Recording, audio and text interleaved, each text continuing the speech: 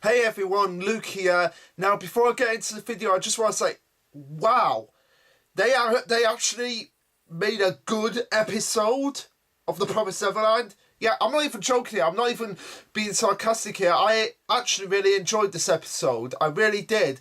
I felt it did a lot right, and some of the issues that I've had from the beginning were finally addressed in this video, finally addressed in this episode, but again, too little too late. Now, like I said, I did enjoy the episode. I thought it had some really good moments, and we'll get into that, but I just want to say, like, what's the point of doing it now when you had so many chances to do it before, and now all of a sudden you're just shoving it all in here? And you guys will probably know what I'm talking about, and we'll get into it when we get into it. And I just want to say, as well, going back to what I said in the last video that I made about the new Pokemon games, I reckon that since we're talking about really dark stuff, we'll talk about the villain team for a brief moment. I feel the villain team is going to be called Team Monarchy, and it's going to be about a former king and queen trying to take back their region that they claim is rightfully theirs, but the way they want to go back and do things is actually worse than what is happening now. So I feel like that could possibly be the team. I wouldn't be surprised if that's the case, or it'll probably be something to do with Brexit, since this is the year when Brexit comes in for England. But yeah, now with all that out of the way, let's get right into the video, because oh my, I've got some stuff to say.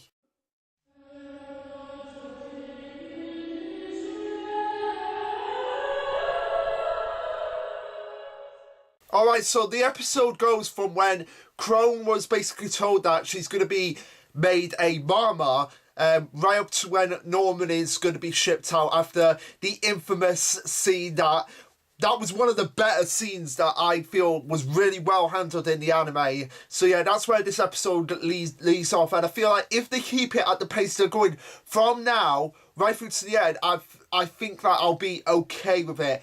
I still prefer the manga, but I feel like if they keep going at what pace they have right now, I feel like we'll be alright. I feel like we'll have a really good send-off for the anime after like many ups and downs. But anyway, getting into the actual video itself, I just want to say, like, I've always loved the opening of The Promised Neverland. Like, despite everything I say about the episodes, the opening is really good. I really love that opening, and that song just gets stuck in your head, and I could listen to that for days on end, and I have been listening to days on end because it's such a good song. So again, opening really well, good, really good, and I wish that if they kept at the same quality that they made that opening, I would actually love the anime as much as I love the anime for Monster. Like, I've read the manga of Monster and I've watched the anime of Monster, and I enjoy both equally. I can enjoy the anime on its own, and I can enjoy the manga on its own.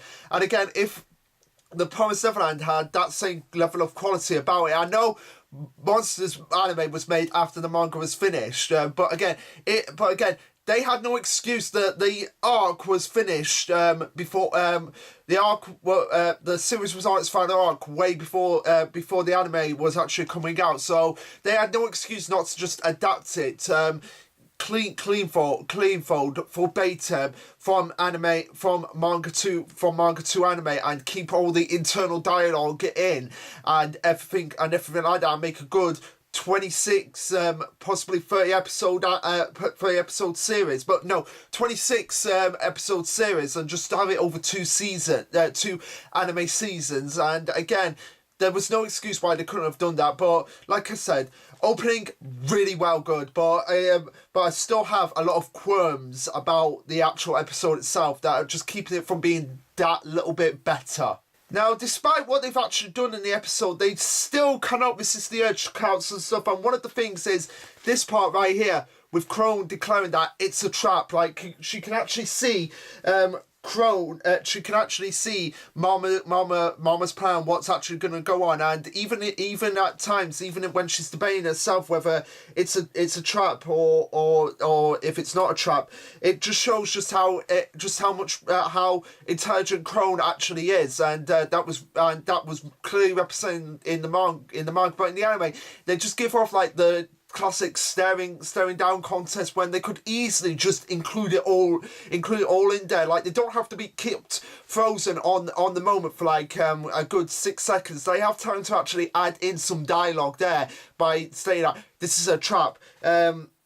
A sudden opening, I have to go immediately. That sounds too good to be true. Like, Crone can actually see clearly that this is all too sudden, and there's something not quite right about this, and I need to be extra careful in this regard. Now, again, another thing that's crow is, again, the inner dialogue from Crone with her going, the problem is that this letter isn't a fake one prepared by Isabella. I have no idea what she told them, but she gave headquarters a reason that made them write this note. That means I cannot defy this. Even if the content is fake, if the letter itself is real, I have to proceed to the gate immediately. And to top it off, I'm at a disadvantage to snitch. Isabella beat me to it and snitched first. And headquarters Grandma believes her. If I made a direct appeal to Grandma or someone higher up by showing them this note, I don't know if she would believe me if I had said something now, just when I had obtained the evidence. Again, showing that Crone knows her limitations, but she's got to at least try to make them see, like, no, this is what's going on. You have to believe me. But again, at this point, we know that it's all for forward because Grandma needs Isabella and Crone's just getting in the way. So either way, they're going to get rid of her and she's going to eventually find herself. But it shows that Crone's not going to go down without a fight, and she's going to like put her foot forward and say, no, this is what I have the evidence here. I can prove that this is the case, and we need to get rid of them right away. And you have to believe me more than Isabella at this point. Again, showing like Crone's determination not to give up. And I'll go into that point in a second, that of just how it cuts out Crone's determination. Actually, I'll go into it now, if I can find it.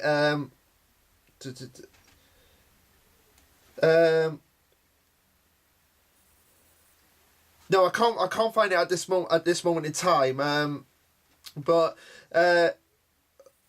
oh no, wait, it's here. Her saying, I'm not going to give up. I'm not. So again, showing that she's not going to go down without a fight.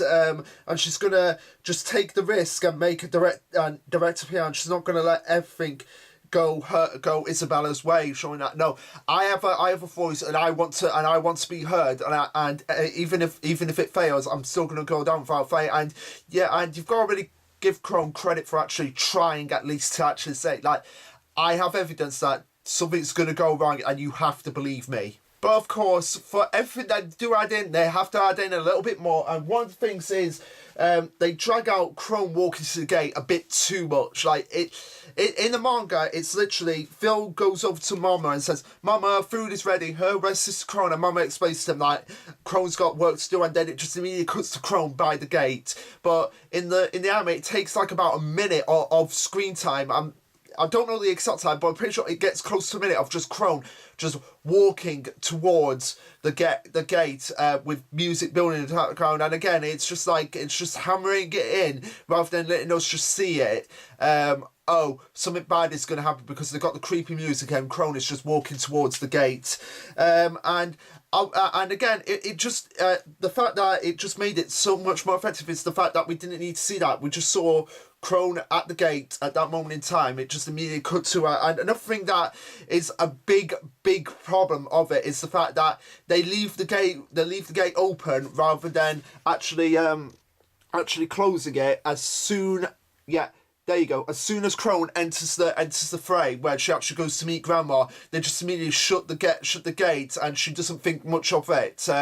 She just thinks that, oh, they're closing the gate because they obviously don't want the kids to get out when they could easily get out. But in the anime, they just leave it open, and again, that's only for one purpose and one purpose only, and we'll get into it when we get into it. Now, the actual death of Crone actually plays out pretty well. But before we get into that, the actual conversation between Crone and Grandma pretty much plays out verbatim from the manga. You see, this is the thing, right? They can get so many things right. They can get things right when they want to, but when they have to actually cut things out, it just hurts the story structure so much, because some of the things like just don't add up when they I have things that are word for word from the manga, but then just cut entire sections out. And I'm not getting into that here because this is one of the sections that they actually just keep verbatim from the manga, except for one aspect. But one thing that I don't actually like about it is the fact that it is grandma's face. Like in the anime, they show too much of her face. Where in the manga, let's find an example. Here's a perfect example. This image right here, where it's just like where it's just maybe just the top half of her nose. Whereas in the anime, it's like her whole nose, and the fact that we only see half her face, that made me think that she was the Dr. Claw or Osai of the Promised Neverland. And even in the anime, she still technically is, because you technically don't see her entire face. But I just feel like because they don't have the lighting that they have in the manga, I just feel like it's just a shame that we got so much of her face, where a lot of her characteristics was that she was always covered in darkness. And I still feel like Grandma is going to turn out to be one of the final antagonists of the series, along with Peter. Like, she could potentially come back and be like Peter's right-hand woman in getting the kids back and basically punishing them. But again, the fact that they show too much of her face, I feel like that's just a detriment to the scene. I mean, they don't show her eyes, so for all we know, she could have demon eyes. We just don't know at this point. Now, getting into the things I was happy about, we actually got some flashbacks for once. We actually got some flashbacks. We got the flashback with Isabella when she was a young girl.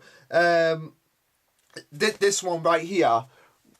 We got the flashback with Isabella as a young girl, being shown to try and escape, but she failed and Grandma was caught in a vein. I'm pretty sure the woman in the flashback is supposed to be Grandma, because why else would they show it after saying if they're under control then there's no issue, just like back in my day. Yeah, she pretty much says just like back in my day. So yeah, the woman in the flashback is meant to be Grandma. But again, like I said, it has no real weight to it because they cut out Mama's number and only revealed it the episode before Crone was going to die. So the fact that they've had this flashback in here is good.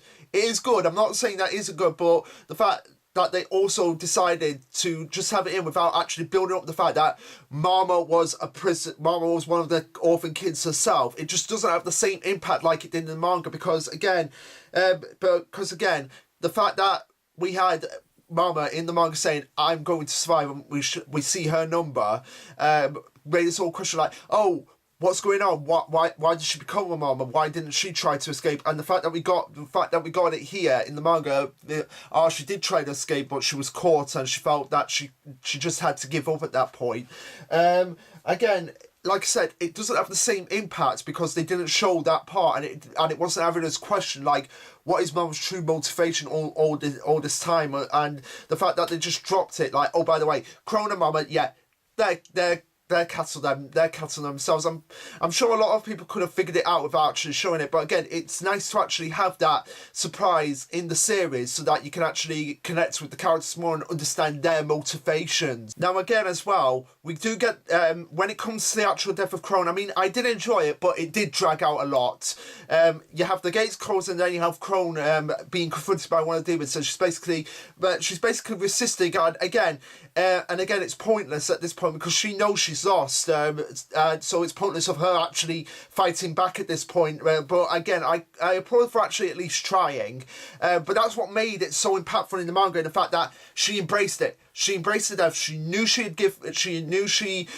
was no way of her escaping at this point. She had been out defeated, so she decided to just embrace it and just let fate take its course rather than fighting back, and that's what made that scene much more impactful. The fact that she knew when she was defeated, and she decided to embrace it rather than fight it, and it made her death feel a lot more impactful for the fact that she just accepted it rather than fighting back or giving any resistance to it, and her passing on her belief that the kids could actually do it, her demand for the kids to actually do it, and this is where we get all the flashbacks of Crone that have actually been missed out. It's sort of like the thing of like, oh, it's flashing, your life is flashing before your eyes before you actually die. They took that to the nth degree by showing all the flashbacks that were actually cut out. And even though I do like that they actually included in the fact that it would have been nice to actually have them earlier and get much more of an insight into Crone before she actually died. The fact that they worked so well in the manga is the fact that we got them before she actually died, and we got an understanding of her character. So it's like we're not just getting all this character development dumped on her right as she's dying, because that is one of the common tropes of anime and manga. Like, when do we find out the most about them? Right before they die. But we found out a lot about Crone way before she was actually going to die in the manga, rather than just getting it all straight at her death. And I feel like that's what made it much more impactful. And like I said, the fact that she embraced her death and said, like, I give up, there's nothing I can do, they have beaten me, so just take me. But even then she's saying, don't ever give up, crush this world, and the sky is so beautiful. You better make sure that you actually do escape. Now, one thing I did like more than the manga itself is, in the manga you get the flower being stabbed into her. Now again, we actually hear the sound of her screaming and the stab, and that was just a cringy moment for me. But what I most love about the actual the actual death itself, like the actual final scene of Crone when she's lying on the ground dead, is the music. The music is strangely works as well. I really like the music. It has sort of like a tragedy, but sort of like an upbeat feel to it, and it surprisingly worked for this scene. And again, like I said in my notes, they could have had Crone's thoughts throughout, like all the flashback scenes. Like, we could have had Crone's thoughts as she was dying, like just her thoughts going over and just being further, rather than it being just like a sight, just letting the imagery speak for itself. We could have had, and I know anime is more official media, but it'll just be nice to just have those thoughts that are just running through her mind then and there, and getting us more insight into her mind and what she's actually truly thinking in terms of the words that are coming out, compared to what's coming out of her mouth. But one of the things that I really did like about the image is just the fact that we have her body, and the camera just sort of spins up, so it's like her body is basically still imprisoned even when deaf, because you have the shadows of the bars on her dead body. So again, it emphasizes that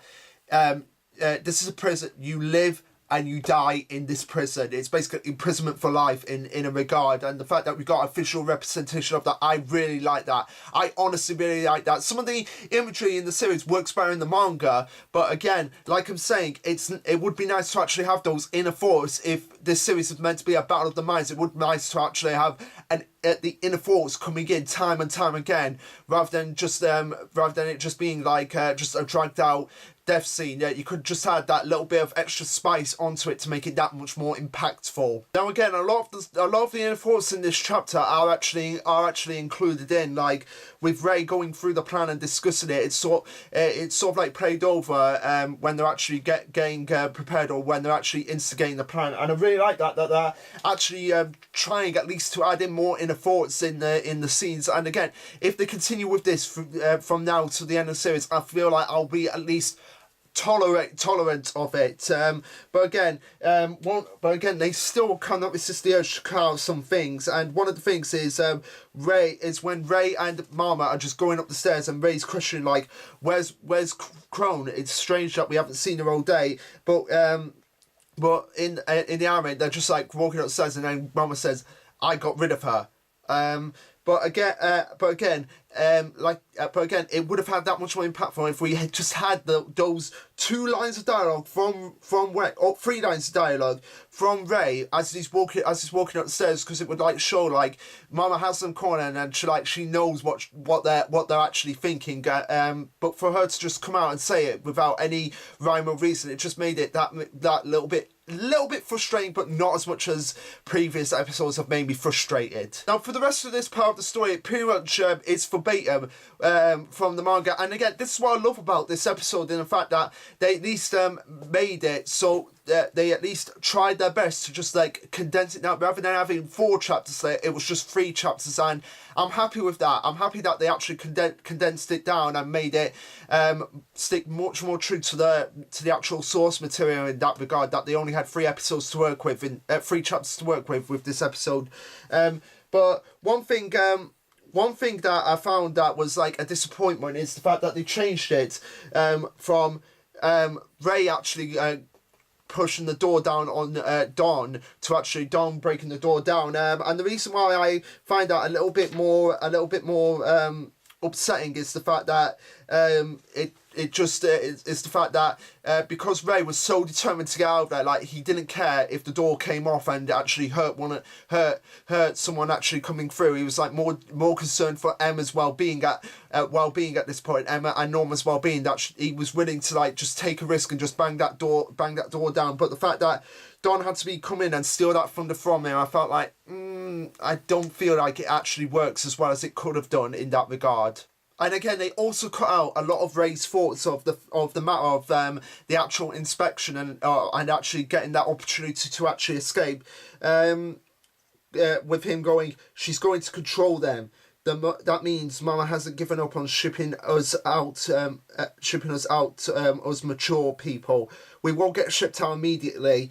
There's no point in cancelling the inspection. What awaits us is complete dominance. If we lose this opportunity now, we'll never have a chance to inspect again. I need to let them inspect no matter what before Mama gets them. Again, showing like his drive and determination, whilst also officially representing it. And again, showing like it's now or never. We have to do this, otherwise we won't get a chance again. And for them to actually just cut out that, it just will probably make Ray's eventual attempted suicide that much more less impactful than it actually was. Now, I'm praying that they don't include the moment where there's that big old explosion. It just cuts to the black and just has an explosion. It just has Ray, and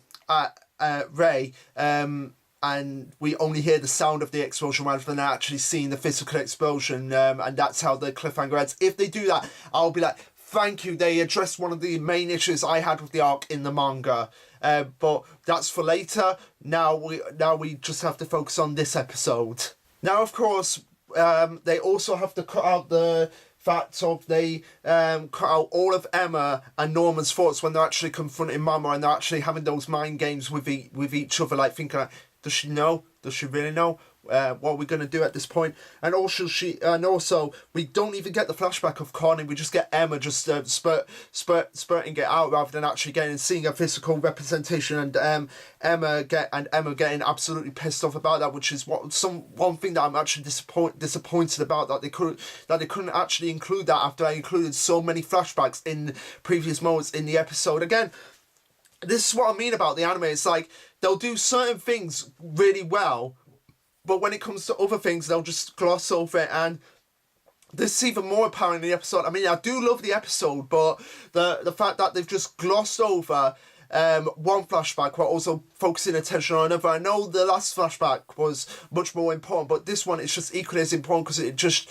rather than actually Emma having to come out and say it to Mama, we can actually just see official representation of what she's actually thinking. Now, I know I'm being contradictory in that regard, because I've been like having the thoughts out rather than having the determination, but the fact that Emma didn't need to actually say anything, it just spoke for itself in that regard.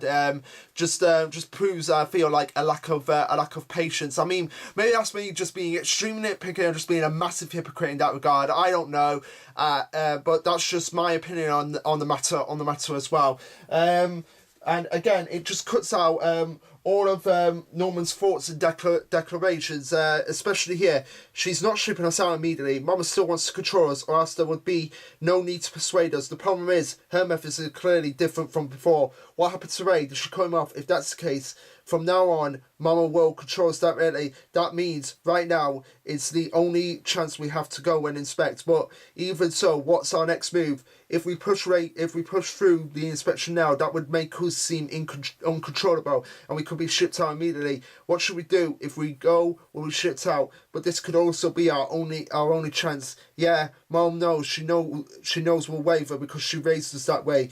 We can't just push through and ignore the risk? Should we give up quietly and kneel before her?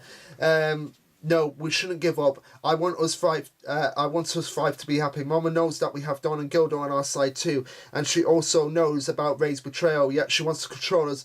That is the method she's choosing. She cares more about profit than rules. Golden egg. She knows she will control us. Mama's precision. Mama won't ship us out immediately just for inspecting the vicinity. We must be that special, the highest quality of goods that she cannot pluck so easily. We won't lose and we won't flinch. We all escape from here together, and we get the flashback of Norman actually declaring that to Emma. I'll protect Emma. I'll let everyone live, no matter what the world is like outside. I want to live. Again, coming out all of that comes out Norman's declaration of like he wants to live with everyone. He wants to get outside. He wants to escape from this facility, and he'll do it no matter what. And again, this actually is clever foreshadowing of what happens later on in that regard.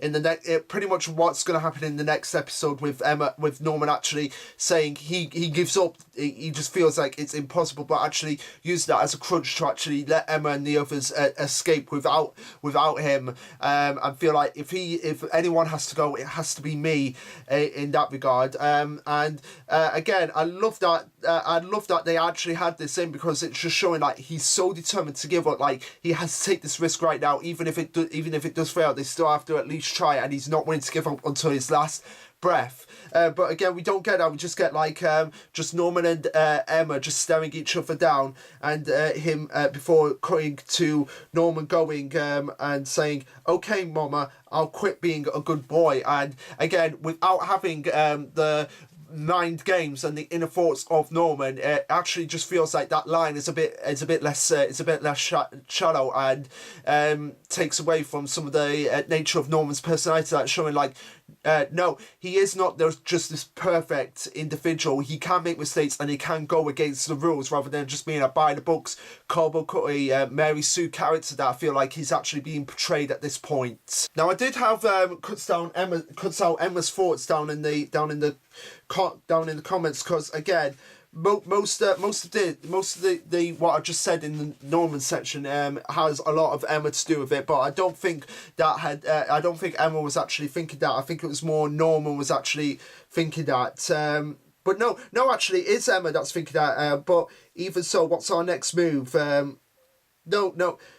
No, it's Emma that's saying that. Again, showing that Emma's determined as well, just as much as Norman too, not to lose. Maybe even more. And again, showing that just how much she's developed and learned and grown at this point from being the one that's behind Ray and Norman constantly, to sort of like coming her own and coming up with strategies herself and thinking clearly out of the box of what's next to do. And again, cutting out that cuts out a lot of Emma's character and a lot of her potential to eventually become the leader of the group, which she is eventually going to become in a few episodes time at the end of the series, where it's just her and Ray on their own, and they have to be the big guns of the group and have to actually be the leaders and lead the kids to safety. Now the last point I want to talk about, because basically the episode ends at the end of Volume 3 and that's where it ends, but the last point I want to talk about is the actual leg break itself.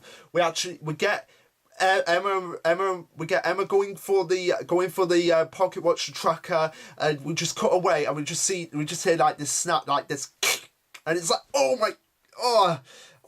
my god, and then we just cut away and we just see just how badly messed up Emma's leg is. And again, I really love that. I really felt that just like that snap was really cringy for me. I'm like, oh okay, that was pretty gruesome, even for myself as well. I felt like oh my, this moment was actually really impactful and really left an impression on me. And again, moments like that I really welcome. I really think that they did that scene in the manga justice. Just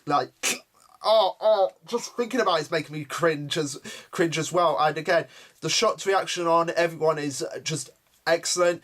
Emma's scream at the actual crack itself could have been a little bit more impactful, but they made up for that later on, where Mama's taking her back to the to the house, and before we do that, it's just cut from Emma screaming right to when the other kids are playing, and I really love that. I really love that. Like I said, I really loved that part of the episode, and basically it ends with Mama declaring that Norman is going to be shipped out, which is where volume 3 of the manga actually ends. So again, like I said, not a bad episode, like a really good attempt, and I really enjoyed a lot of this episode. Again, just little things that were just annoying me in the episode, and made me think, like, why couldn't they include that earlier?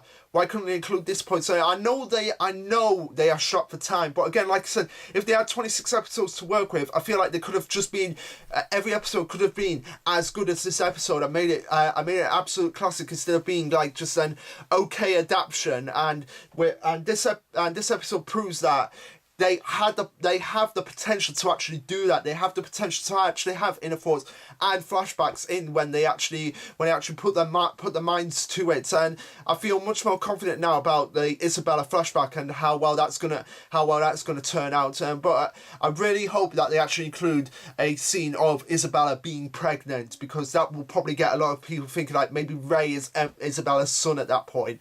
But again, that's all I have to say in the episode. Not a bad one. A really good attempts on that part, and I've got to give credit where credit's due. That was a good episode to actually watch, and I feel like it's going to be one of my more favourite episodes of the anime. I'm probably not going to do like a top 12, basically ranking each episode in order of what they can actually bring, of what they actually bring, and how faithful they are. But again, like I said, this episode was one of the better ones, and I've really enjoyed it. And you see, I can be positive about the anime when it actually does things that make me happy. But that's all I have to say on the episode, and this will be Lasha Luke signing off. Later, guys.